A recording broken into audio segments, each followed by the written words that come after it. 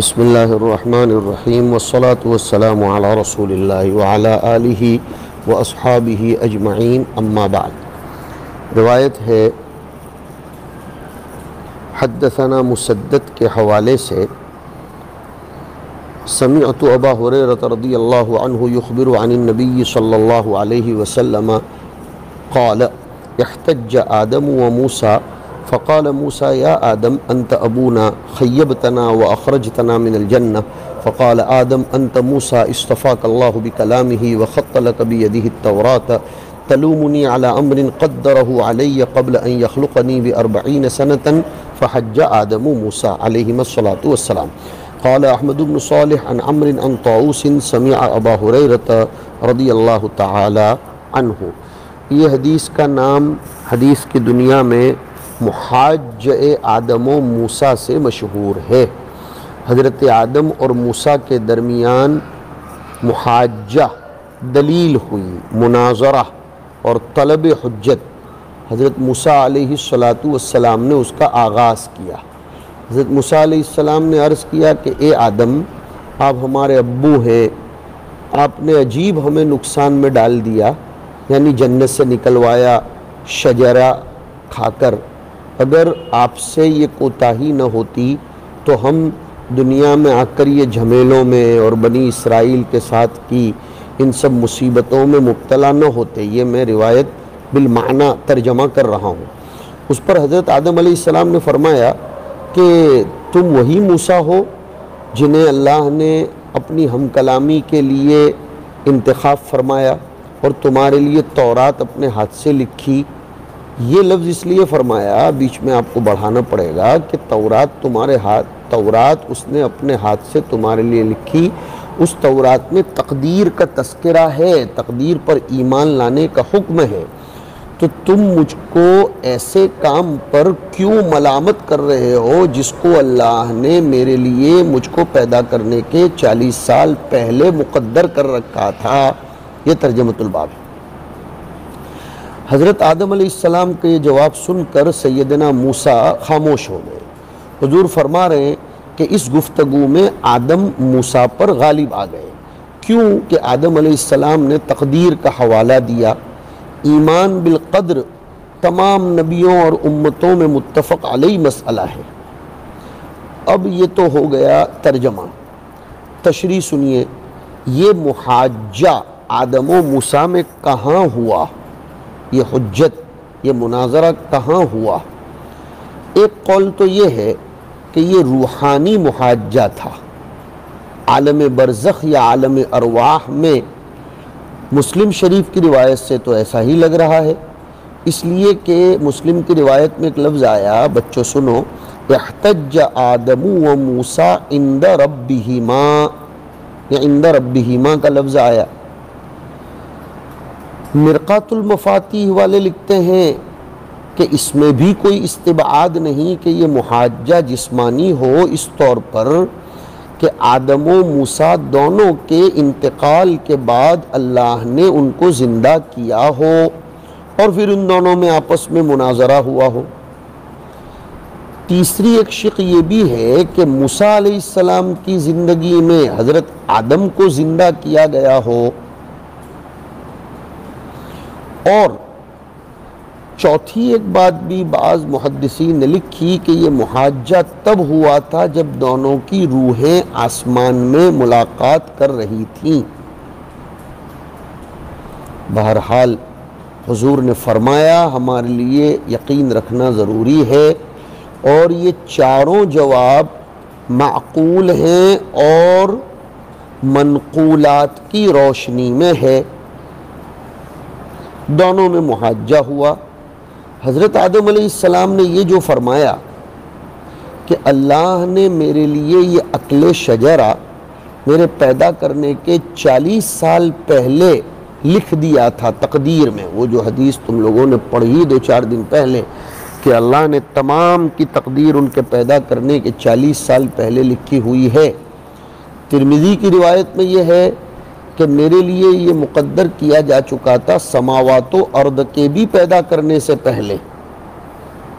یہ کہاں لکھ دیا جا چکا تھا؟ لوح محفوظ میں۔ یا الواح تورات میں تو خلق آدم سے 40 سال پہلے لکھا جانا ہے۔ نفس تقدیر مراد نہیں، اس لیے کہ اللہ کا علم اور اس کی تقدیر تو ازلی ہے، یعنی جو چیز مقدر ہے وہ تو ازلی ہے، اللہ کا علم ازلی ہے۔ یہاں مراد خلق آدم سے 40 سال پہلے لکھنا ہے، نفس وجود تقدیر نہیں ہے، وجود تقدیر تو ازلی ہے۔ ایک سوال اور ہے کہ کیا آدم علیہ السلام نے جیسے اپنی چوک اکل شجرہ کی اس میں عذر بیانی کی کہ اللہ نے میرے بارے میں مقدر کر دیا تھا، کیا کوئی مجرم، کوئی گنہگار اگر اس کو کوئی ملامت کرے تو وہ تقدیر کا حوالہ دے کر معذرت خواہی کر سکتا ہے؟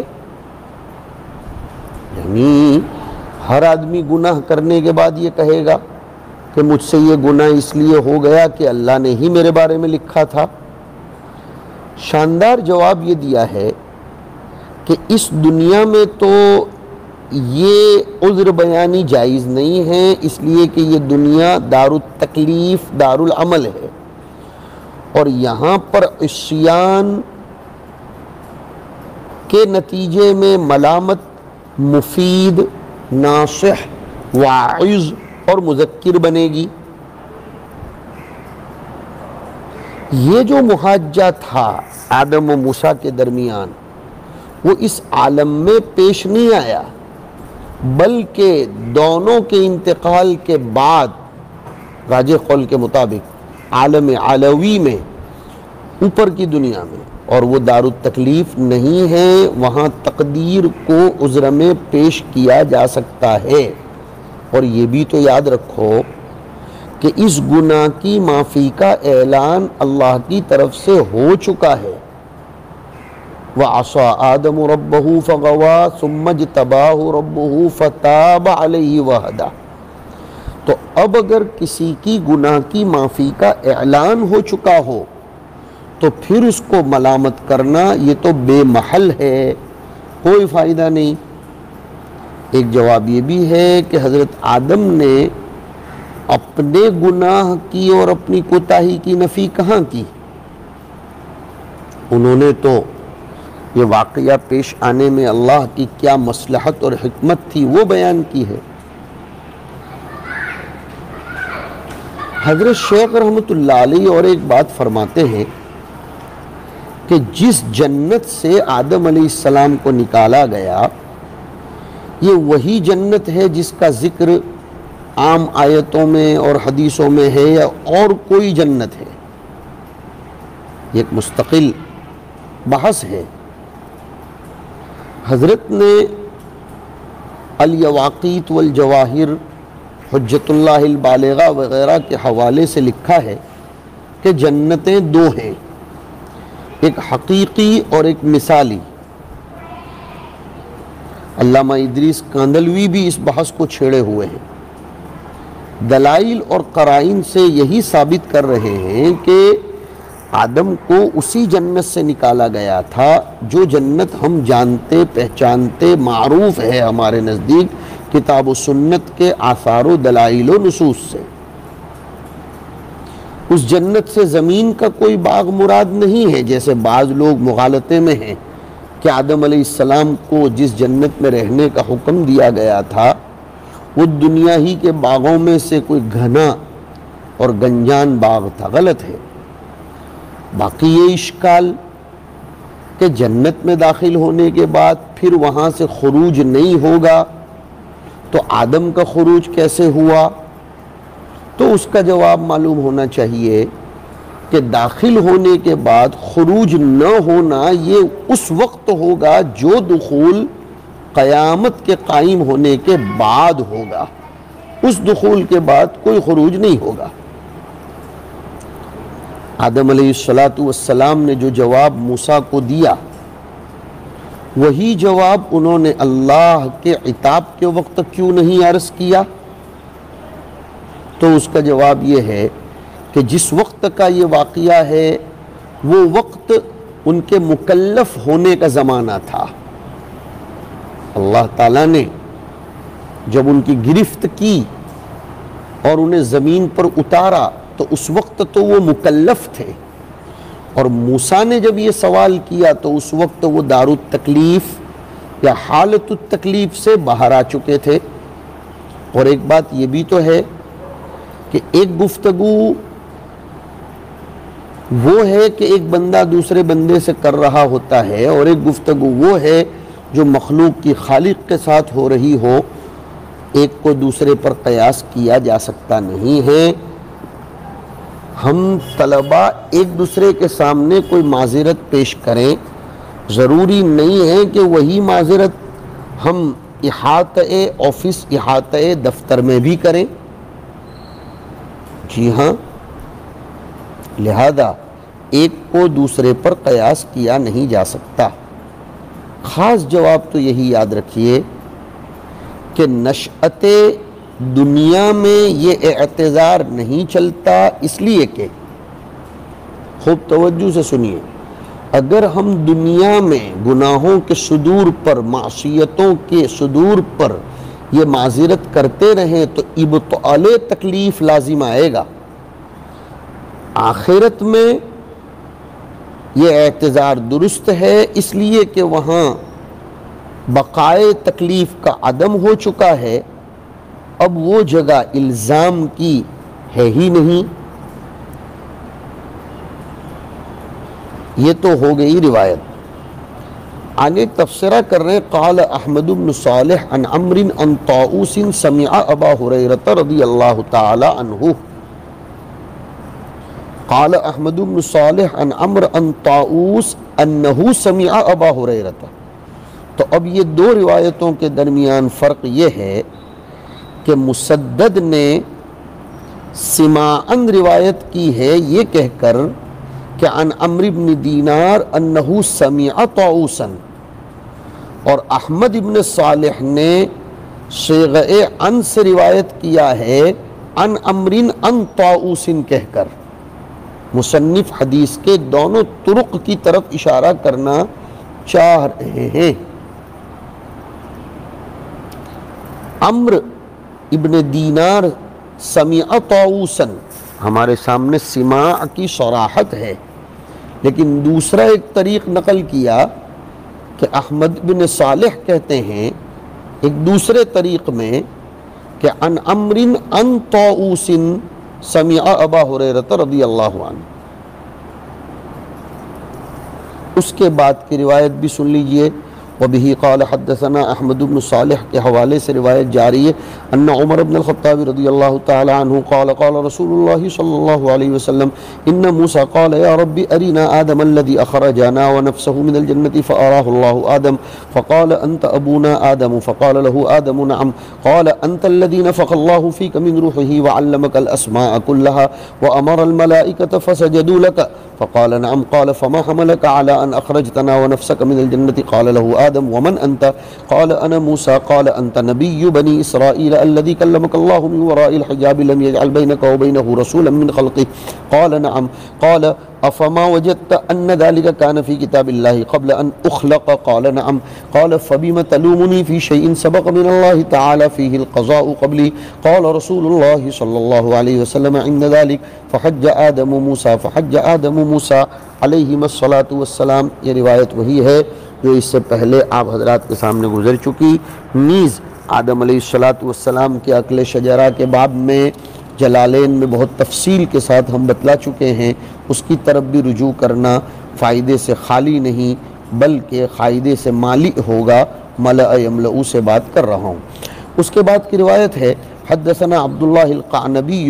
روایت جا رہی ہے ان عمر بن الخطاب رضی اللہ عنہ سئل عن هذه الآية وإذ أخذ ربك من بني آدم من ظهورهم قال قرأ القعنبي الآية فقال عمر سمعت رسول الله صلى الله عليه وسلم سئل عنها فقال رسول الله صلى الله عليه وسلم إن الله تعالى خلق آدم ثم مسح ظهره بيمينه فاستخرج منه ذرية فقال تعالى خلقت هؤلاء للجنة وبعمل أهل الجنة يعملون ثم مسح ظهره فاستخرج منه ذرية فقال خلقت هؤلاء للنار وبعمل أهل النار يعملون فقال رجل يا رسول الله ففيما العمل فقال رسول الله صلى الله عليه وسلم إن الله تعالى إذا خلق العبد للجنة استعمله بعمل أهل الجنة حتى يموت على عمل من أعمال أهل الجنة فيدخله به الجنة وإذا خلق العبد للنار استعمله بعمل أهل النار حتى يموت على عمل من أعمال أهل النار فيدخله به النار.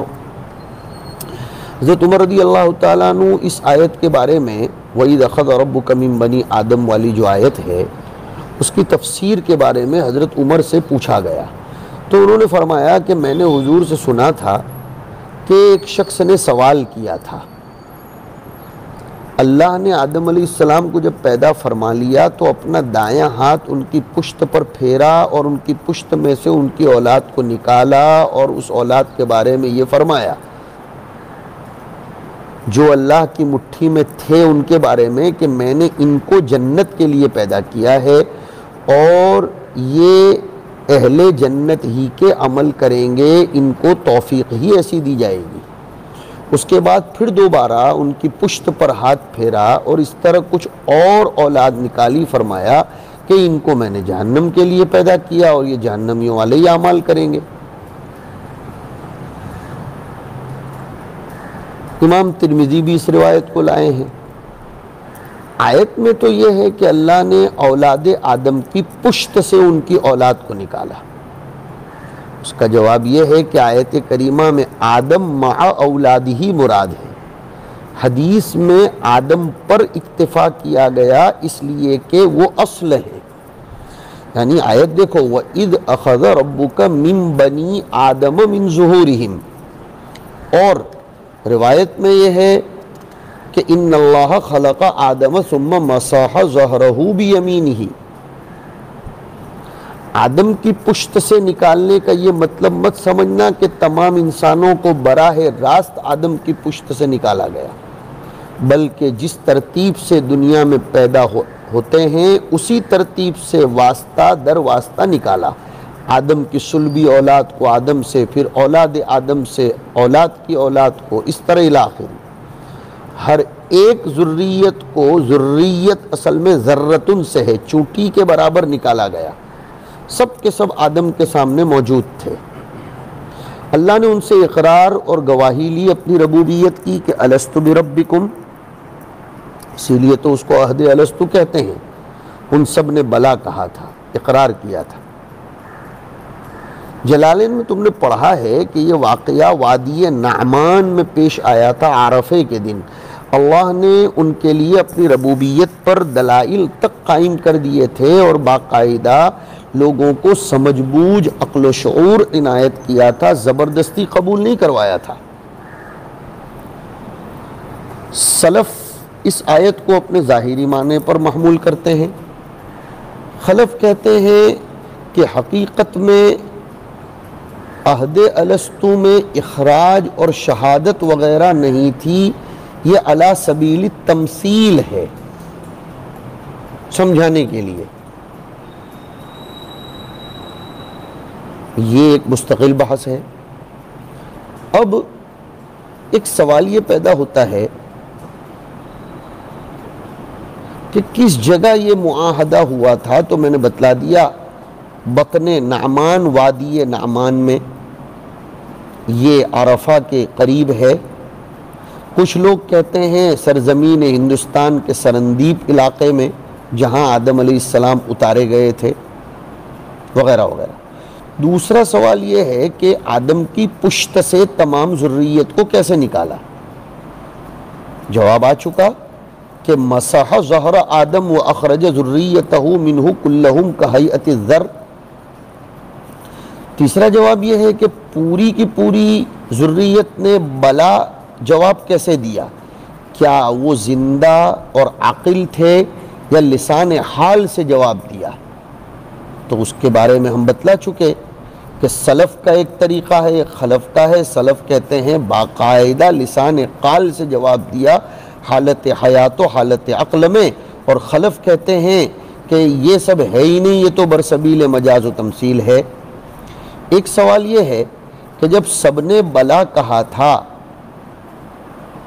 تو اللہ تعالیٰ نے بعض لوگوں کو قبول کیا، بعضوں کو مردود کیا، ایسا کیوں؟ جواب یہ ہے کہ اللہ تعالیٰ نے کفار کے سامنے ہیبت کی تجلی فرمائی تھی، اس لیے انہوں نے بلا کہہ دیا تھا اللہ کے ڈر کی بنا پر، اس لیے ان کو ان کے ایمان نے کوئی جواب نہیں دیا، کوئی نفع نہیں دیا۔ ان کا ایمان منافقین کے ایمان کی طرح تھا۔ اور مومنین کے سامنے اللہ نے تجلی رحمت فرمائی تھی تو انہوں نے مطیع اور مختار بن کر بلا کہا تھا، اس لیے ان کو ان کے ایمان نے نفع دیا۔ ایک بات یہ بھی ہے کہ جب عہد و میثاق اس طرح کا ہو چکا ہے تو ہمیں یاد کیوں نہیں ہے؟ تو اس کا جواب یہ ہے کہ بہت سوں کو یاد ہے، اور جن لوگوں کو اب تک یاد نہیں ہے وہ اللہ نے ابتلاءً اور امتحاناً بھلوا دیا ہے تاکہ ارسال رسل، بعثت انبیاء کی مصلحت فوت نہ ہو، اس لیے کہ وہ یاد دلانے کے لیے ہی تو آتے ہیں۔ ایک سوال یہ بھی ہو سکتا ہے، کیا اس وقت جس ذریت کو پیدا کیا گیا وہ انسانی صورت میں مصور تھے یا چوٹیوں کے مانند تھے؟ آنکھ، ناک، کان وغیرہ نہیں تھا؟ ایک سوال اس پر اور بھی ہو رہا ہے کہ تعلق ارواح بذرات، یہی ذریت جو ہے یہ ذریت کے آدم کی پشت سے نکلنے سے پہلے ہے یا بعد میں ہے؟ اس کا ایک سوال اور بھی ہے کہ اخذ میثاق کی حکمت کیا ہے؟ اب سب کے ملے جلے جواب سنو کہ حکمت اللہ کا اپنی حجت قائم کرنا ہے، جو لوگ اس عہد کو پورا نہیں کریں گے ان پر حجت قائم کرنا ہے۔ اس رکوع کو پورا پڑھو گے تو سمجھ میں آئے گا۔ اور ایک بات علماء کرام نے یہ بھی لکھی کہ ان کو ظہر آدم تک لوٹایا تھا یا ان کی ارواح کو پھر ان کو اموات بنا کر لوٹایا؟ نکالنے کے بعد جب دوبارہ اس ذریت کو آدم کی پشت میں لوٹایا تو اس وقت وہ زندہ تھے یا ان کی روحیں قبض کرنے کے بعد اس میں لوٹایا گیا؟ جواب یہ ہے، ظاہر ہے کہ جب ان کو ان کی پشت میں لوٹایا تو ان کی روحیں قبض کرنے کے بعد لوٹایا۔ یہ ارواح ذریت کے آدم کی پشت میں لوٹائے جانے کے بعد کہاں گئی؟